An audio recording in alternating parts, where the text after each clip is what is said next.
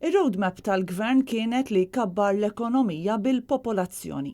Din in-nuqqas ta' viżjoni qiegħed iwassal għal impatt negattiv fuq il-ħajja tal-Maltin u l-Awċin, konġestjoni ta' traffiku, arja maħmuġa, problema bl-iskart, densità kbira u nuqqas ta' spazji miftuħa, kirjiet għolin, għoli fil-prezz tal-proprjetà, sfreġġju ambjentali, żvilupp bla pjan, pagi baxxi, cheap labor u sfruttament tal-barranin.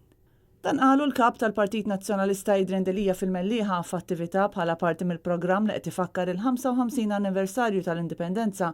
Adrian Delija jinsisti li l-Partit Nazzjonalista se joffri pjan ekonomiku msejjes fuq is-sostenibilità u li jqassam il-ġid b'mod ġust bejn kulħadd. Adrian Delija qal li fl-aħħar 6 snin pajjiżna esperjenza tkabbir qawwi fil-popolazzjoni, hekk kif il-popolazzjoni ta' Malta żdiedet bi 18.2%.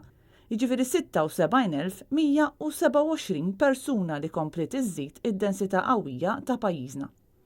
Il-kap tal-Partit Nazzjonalista qal iż-żieda fil-popolazzjoni bla pjan wassal biex splodew il-prezzijiet tal-kirjiet, piżijiet kbar fuq min qed ifittex saqaf fuq rasu u b'impatt negattiv mhux biss fuq il-ħaddiema bidħul baxx iżda wkoll fuq il-middle class.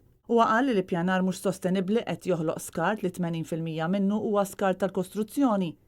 Għax il-Gvern ma ppjanax, issa hemm problema fejn jintrema u dan qed iwassal għal abbuż kif żvelat fil-midja.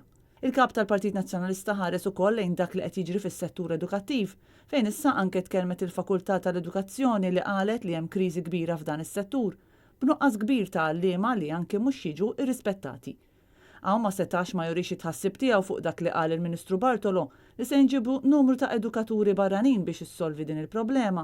Adrian Delija qal il-Partit Nazzjonalista se joffri pjan fit-tul u ekonomija sostenibbli li qassam il-ġid b'mod ġust, pagi tajbin mhux cheap labor, jerġa' jpoġġi l-edukazzjoni u l-ambjent fuq l-aġenda u jassigura saqaf fuq ras kulħadd.